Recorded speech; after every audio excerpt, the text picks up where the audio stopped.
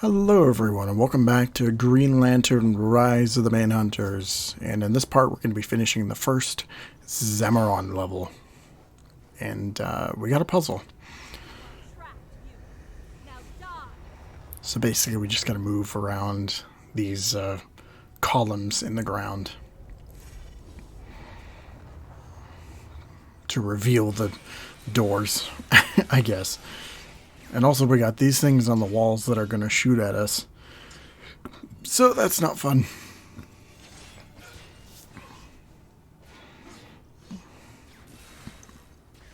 Yeah, one thing to keep in mind is that with each thing, you know,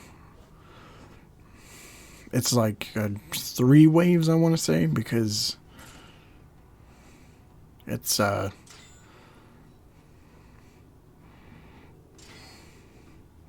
yeah, because it's just like that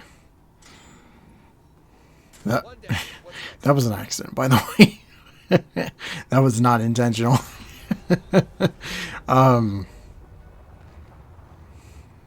So yeah, it's just like 3 waves, then solve the puzzle, or 2 extra waves, then solve the puzzle and make it to the next door and stuff.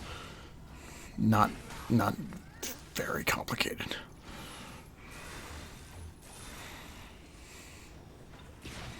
I think it's like even more simplistic than like God of War puzzles, which I guess, yeah, would be the case. I'm trying to think now of how many games have actually copied off of God of War, like OG God of War. I'm sure there's some superhero games nowadays that are copying off of like Norse, like the Norse games or whatever. This comes to mind. God of War, Thor, God of Thunder is another one. I think there's one more in this style that I'm forgetting about. I guess you could say X-Men Origins Wolverine. If you want to make that argument, that's like, it's like kind of God of War, but it's also a little bit of like Devil May Cry in there.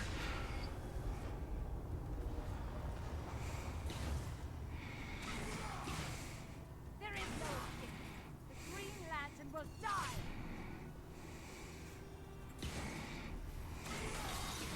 was trying to think of, as a thing to talk about, what other type of, like, what other game genres, like what could they have possibly done for a Green Lantern game, and I couldn't come up with any of them. I guess because it's like God of War action, but it's also like a rail shooter too, with the or not really rail shooter, more like Star Fox, but yeah, it's right around then, I'd say. This is the case. Or maybe I'm just misremembering. I'm not sure. I remember it being kind of like Star Fox, even though I've never played a Star Fox game. But you can just see that it's very much Star Fox. I probably said this in like the last couple parts, but whatever. Let's see. So yeah, this is the last of the puzzles to do. Come on, we can do this. Yeah, it's not terribly complicated or anything. It's just a thing. There's gotta be a way. With enough like patience, you'll get it. There's gotta be a way.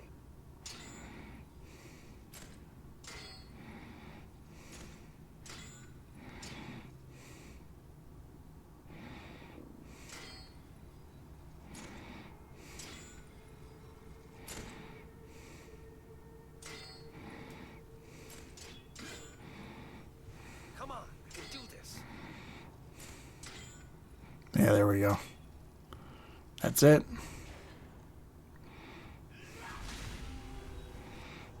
Man, that took 5 minutes. Oh, geez.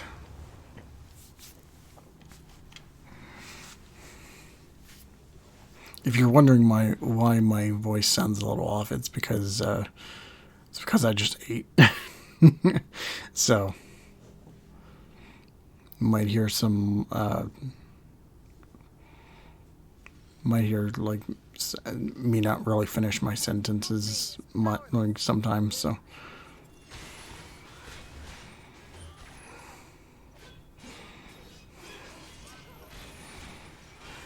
gotta say, I really like using that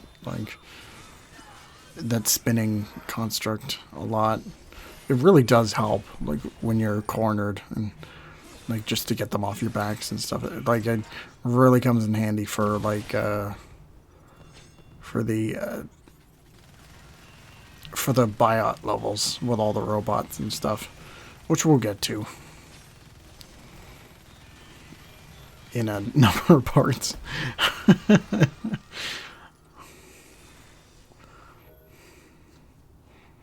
There's another Green Lantern prompt.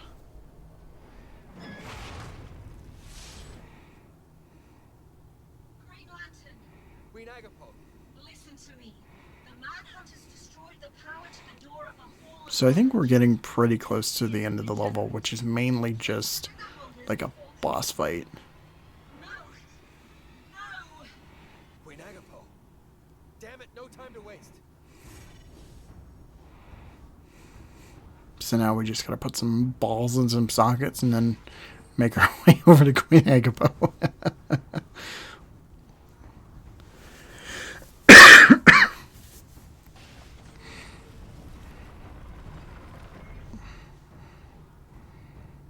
is no escape. The Green Lantern will die. Well, my bad. Once you perish. So yeah, this is like the last room, I think. So not only do we have to take out their crystals, which doesn't take too long, just a few hits and it's pretty much done, but we also got to deal with one of these assholes. So that's fun. I like that. I like that he can hit like his own like the minions and stuff, his own corrupted minions. If you really want to annihilate bosses, this is the way to do it. Ring Surge plus Gatling Gun, and you're unstoppable.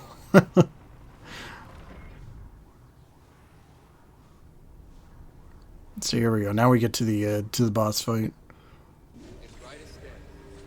No matter what I'm doing, I always make sure to charge up everything. Like when I get to a lantern, I always do it because the ring surge, especially right before bosses and stuff, does help. Queen Agapo.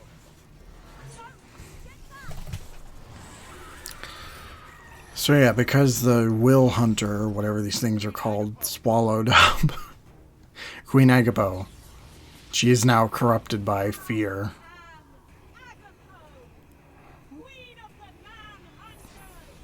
So now we got to deal with her. Ugh. This is basically the rest of the Zamoron plot. It's just like defeating her and trying to save her, which is, yeah, it's a thing. I wouldn't say it's a very good thing, but you know, to each their own.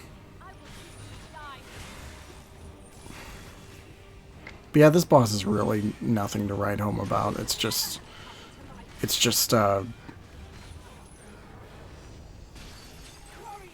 dodge the spike, like the crystals, beat up her minions, then beat her up. You know, repeat.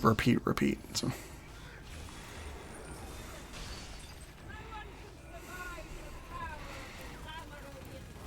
My tactic, just Gatling gun them. Oh yeah, if you happen to get yourself caught in the yellow ish crystals, you're temporarily immobilized. So I just evade out of the way, like right before it comes up. I don't know if I show that off here in this playthrough or whatnot, but I think it might be a thing for like when we get to the second Agapo boss at the end of the levels. Yeah, here we go. You're just temporarily stunned. Just gotta wiggle that stick and you should be good.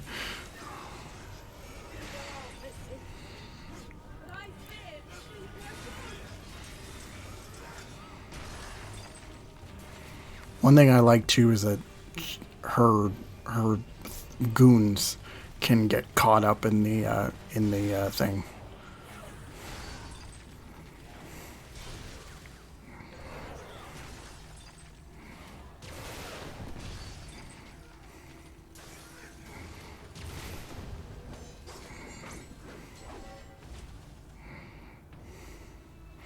I don't know why I didn't think of just missile launching her earlier.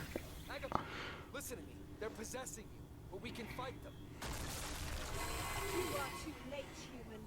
I have already shared the secrets that will bring the glory of the Manhunters to all my... So yeah, that's basically every conversation going forward between them. It's just like her, it's Hal being like, "Oh, don't do this," and her just being like, Not if I get "Manhunters will rule the galaxy" or whatever.